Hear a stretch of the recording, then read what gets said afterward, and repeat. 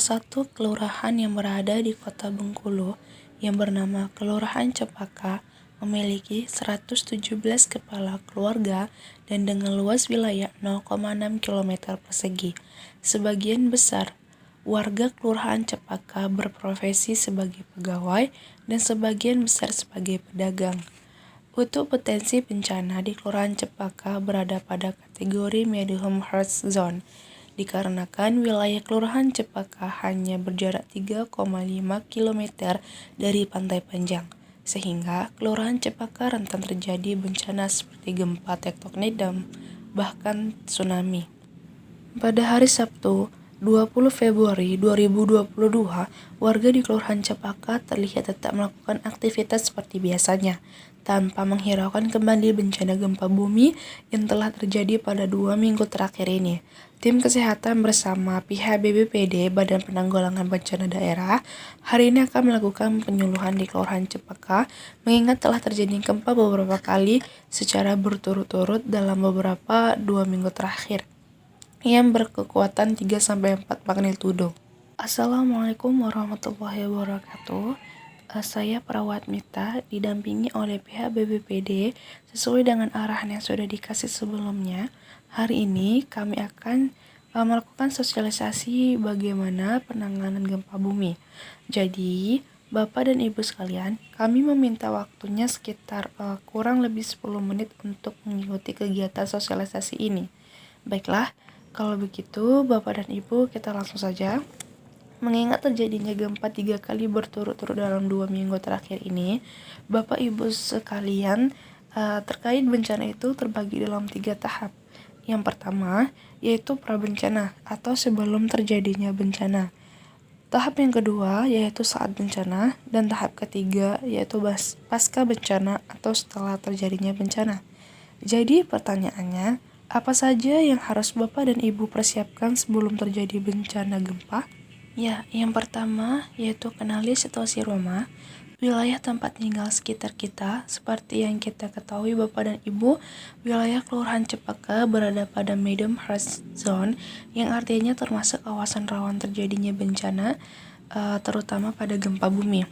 Yang kedua itu kenali jalur evakuasi di lingkungan rumah ataupun tempat kerja Bapak dan Ibu, salah satunya di lokasi titik kumpul pada saat ini.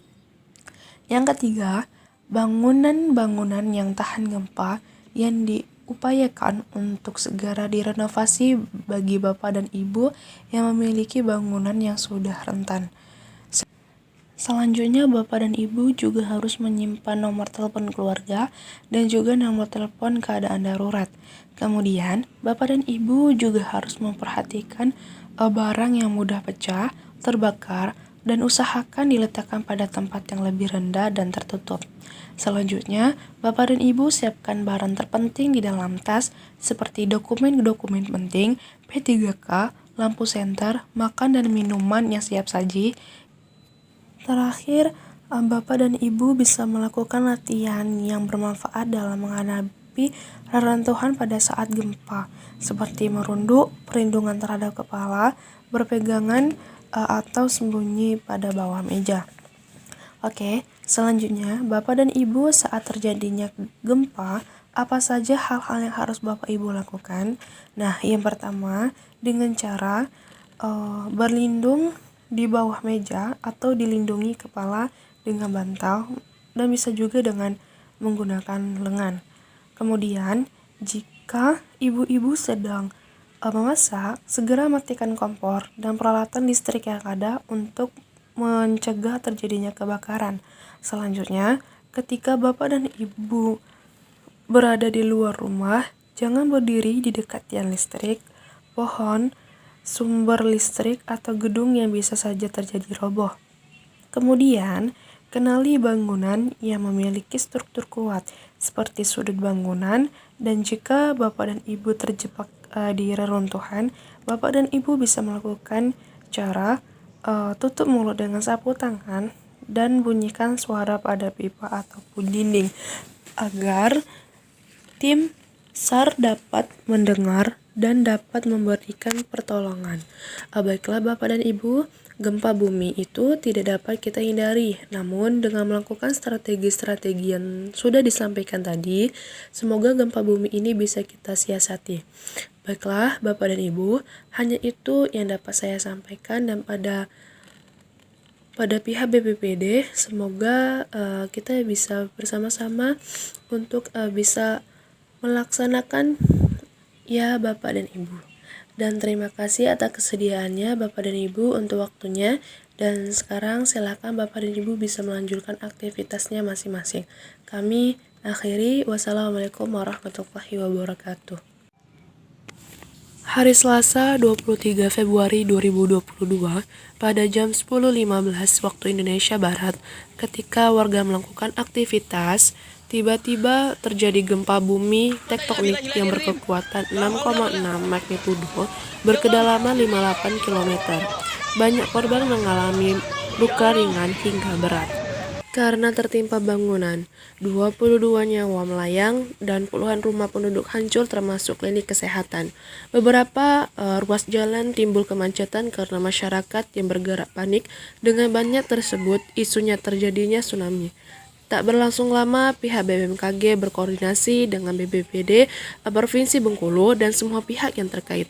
Kemudian BPBD Provinsi juga menginstruksikan kepada BPBD Kabupaten Kota yang terkena dampaknya untuk mempermudah koordinasi dengan dinas-dinas terkait dan stakeholder yang bekerja dengan bergerak di bidang kebencanaan untuk melakukan siaga bencana, yaitu dengan cara mengamankan dan mengeluarkan peringatan dini serta melakukan evakuasi ke tempat yang lebih aman. Pihak BPBD kemudian menginformasikan kepada masyarakat bahwa gempa tidak berpotensi tsunami dan meminta mereka untuk tetap tenang dan berkumpul di lapangan rumah sakit untuk menghindari dari keruntuhan gempa. Pada pukul 11.15 waktu Indonesia Barat, pihak BPBD dengan tim SAR, tim medis, tim evakuasi tiba di lokasi kejadian untuk memberikan bantuan. Kepala Basarnas melakukan briefing untuk para tim, termasuk tim TNI, Polri, tim medis, tim triase, dan tim evakuasi. Assalamualaikum warahmatullahi wabarakatuh. Perhatian, kita akan melakukan pencarian korban yang kemungkinan tertimbun sekitar bangunan.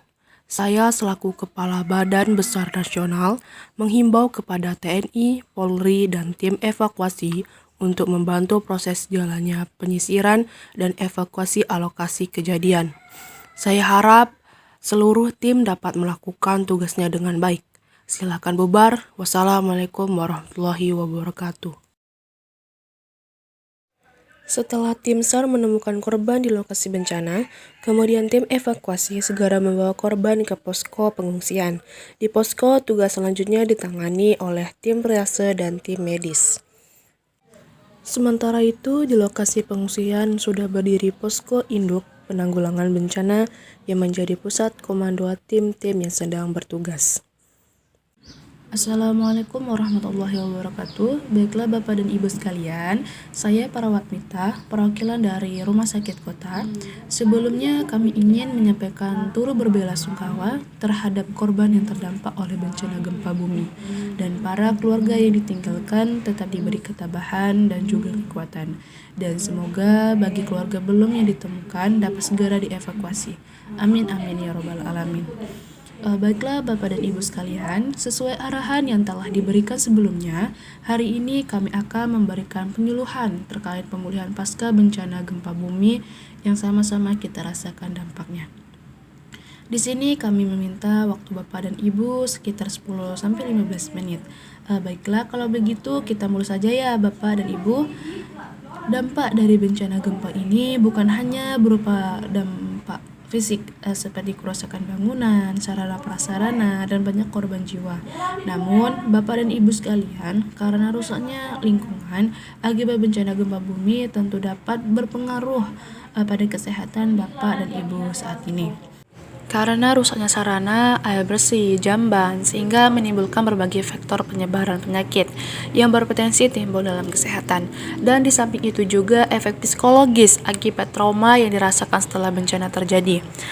Untuk itu, Bapak dan Ibu sekalian, di sini kami menghimbau bagi Bapak Ibu yang memiliki masalah kesehatan seperti gejala diare, sesak nafas, demam tinggi, atau gatal-gatal dan sebagainya untuk segera berkonsultasi agar tim medis bisa memberikan penanganan dengan segera.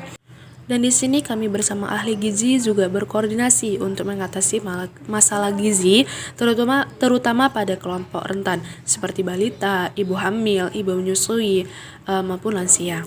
Di sini kami juga menyediakan pemberian makanan tambahan sesuai dengan kelompok umur Bapak dan Ibu. Dokter dan juga perawat berkompetensi dalam konselor kesehatan jiwa dan sudah diturunkan sehingga Bapak dan Ibu bisa segera melakukan konseling dan juga intervensi psikologis yang mana jika Bapak dan Ibu memiliki gejala seperti mudah emosi, kemudian mudah marah, dan perasaan sedih yang terlarut-larut, sulit mengambil keputusan dan sebagainya, atau Bapak dan Ibu mendapati anggota kelompok warga yang memiliki gejala seperti itu, harus segera dilakukan konseling kepada tim medis agar nantinya tidak berkembang menjadi gangguan stres pada pasca trauma. Mengerti ya Bapak dan Ibu-ibu sekalian? Baiklah, kalau begitu untuk penyuluhan hari ini kami cukupkan. Terima kasih atas waktu Bapak dan Ibu, dan semoga Bapak Ibu bisa memanfaatkan segala fasilitas dan juga pelayanan kesehatan yang sudah dibantu untuk mengatasi masalah fisik maupun psikologis Bapak dan Ibu. Kalau begitu kami undur diri. Wassalamualaikum warahmatullahi wabarakatuh. Setelah 3 hari berada di posko pengungsian, banyak warga untuk memutuskan kembali ke rumah masing-masing untuk berbenah. Dan sebagian warga lainnya masih bertahan di posko pengungsian karena mereka masih merasa takut akan terjadinya gempa susulan. Di lokasi bencana, tampak warga yang dibantu oleh para relawan mulai membersihkan puing-puing reruntuhan dan pohon-pohon yang tumbang. Warga bergotong royong melakukan rekonstruksi rumah maupun fasilitas umum, dan beberapa hari kemudian akhirnya seluruh warga dapat kembali ke rumah masing-masing dan mulai melakukan aktivitas seperti biasanya, meskipun masih diselimuti oleh rasa trauma akibat bencana gempa bumi.